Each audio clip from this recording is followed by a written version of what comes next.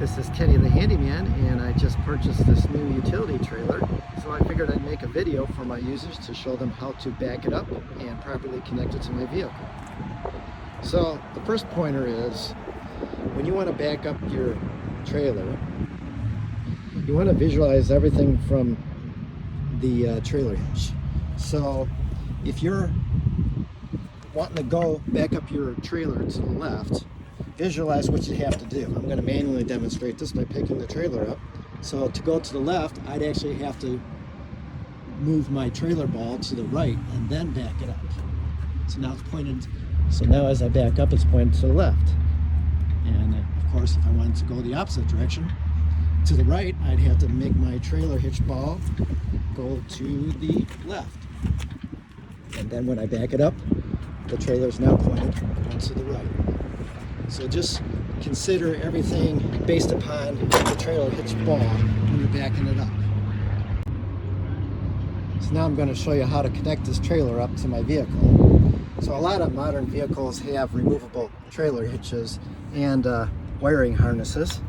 So you will likely have to get a wiring harness adapter, which plugs into your vehicle and has the correct mating end for your trailer, which is a standard 4-pin in this case. So I'm just going to plug this wiring harness right into the adapter here. And now I'm just going to drop my trailer onto the trailer hitch, which in this case I have a 2-inch standard ball on my hitch. And a trick with these modern trailer hitches is you can actually latch these things, because they actually makes it easier. They'll pop right in place and they'll latch when you connect them up here.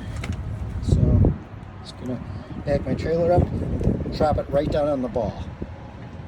There, you heard it click, it's locked in place. Next thing you want to do is get your safety chains and connect those up. So for your safety chains, you always crisscross the safety chain.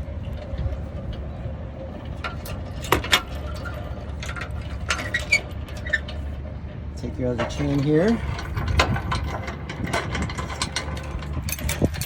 Cross it underneath the other chain. Connect it up to the tongue here. Okay, so now we got a crisscross pattern in case this thing were to come off. Then you want to take a safety pin here and lock this thing in place, because when this thing is jiggling on the road, I've seen these things pop right off. So this pin will prevent it from popping off. So I put my safety pin in here, lock it in place. Now that's a redundant method so that this thing will not pop off. And then lastly, you want to connect your wiring harness for your brakes and your turn signals into your adapter right here. Also, I'd recommend cranking up your trailer jack stand here as high as it can go, because you don't want to hit a bump or a pothole or something and have that thing scrape against it. So raise it as high as you can when you're towing. So I'm just cranking this thing up so it's all the way up. From within the vehicle, I'm going to be backing up my trailer into my parking spot here.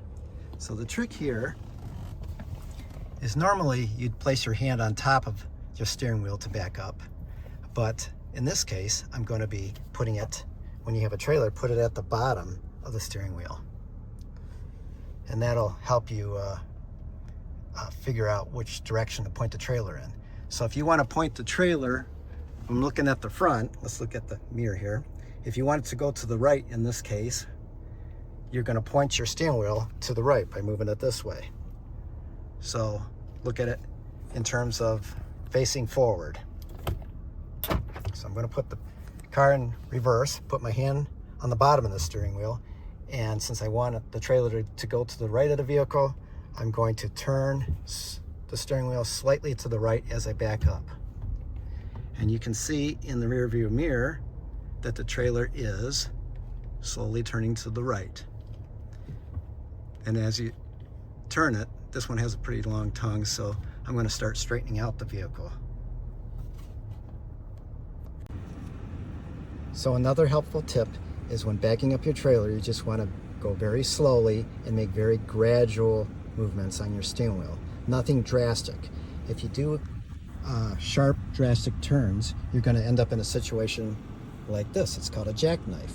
Whereas, if imagine this part, the handle part, being your vehicle and this being your trailer, there's no way you can back this up to straighten the trailer out.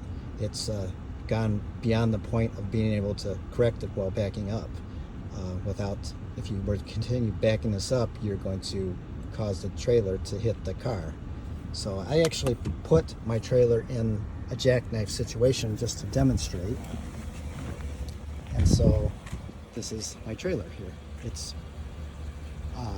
is caused from cutting your steering wheel too sharp. And now there's no way to straighten this trailer out by continuing to back it up.